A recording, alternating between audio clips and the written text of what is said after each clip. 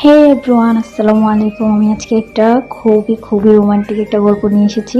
গল্পটির নাম হচ্ছে আমার বউ তুমি, লেখিকা তৃষা খাতুন, পর্ব 1।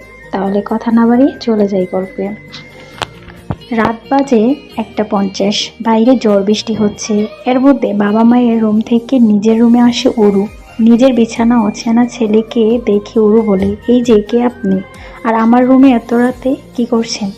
এই কে আপনি, কথাগুলো বলে চোখ বড় বড় করে তাকায় অরু।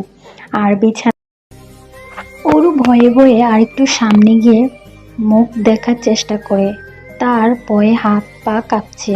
বাবা মা আজ বাসায় নেই, সে একা আজ বাসায়। তার মধ্যে বাসায় তার রুমে অচেনা এক ছেলে শুয়ে আছে। এটা দেখে তার ভয়ে মাথা ঘুরছে।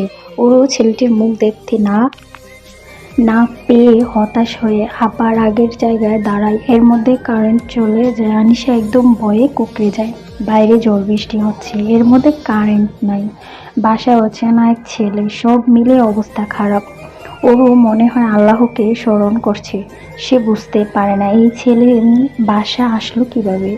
সে তো তার বাবা মায়ের রুমে ছিল, বাসায় কেউ নেই যে দরজা খুলে দেবে আর এই ছেলে ঢুকবে বাসায়।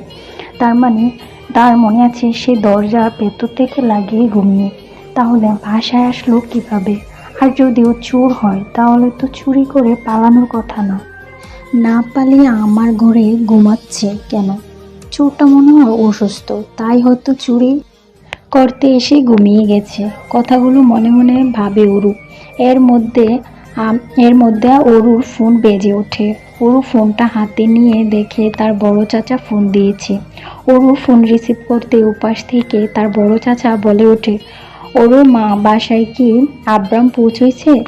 বড় চাচার কথা শুনে অরুর বুকের ভিতর অস্থিরতা অনুভব করে। এতক্ষণে যাকে চোর হয়েছিল সে আসলে আব্রাম ভাই ছিল। অরু নিজেকে সামলে বলে, আমি জানি না বড় আব্বু, আমি ঘুমিয়েছিলাম। আচ্ছা, আমি রুম চেক করে আসি বলে অন্ধকারে আবার নিজের রুমে যায়। ফোনের ফ্ল্যাশ অন করে আস্তে আস্তে বিছানার দিকে এগিয়ে যাচ্ছে। মনে মনে বলে, মুখের উপর আলো লাগায় আব্রাম চোখ খুলে তাকায়। সামনে এক অপরিচিত মেয়েকে দেখে ভ্রু কুঁচকে তাকিয়ে আছে। এদিকে অরু তো ভয়ে শেষ। আব্রাম চোখ বন্ধ করে গম্ভীর গলায় বলে, হে স্টুপিড, চোখে কেন আলো মারছো? পাগল নাকি? আর কে তুমি? অরু ফোনটা অন্যদিকে সরিয়ে এক দৌড়ে রুম থেকে বের হয়ে যায়। বুক কাঁপছে তার। এতদিন পর আব্রামকে দেখে তার ভয় আর লজ্জা দুটোই হচ্ছে। এদিকে অরু দৌড় দৌড় মারা অন্ধকারে সে অনুভব করে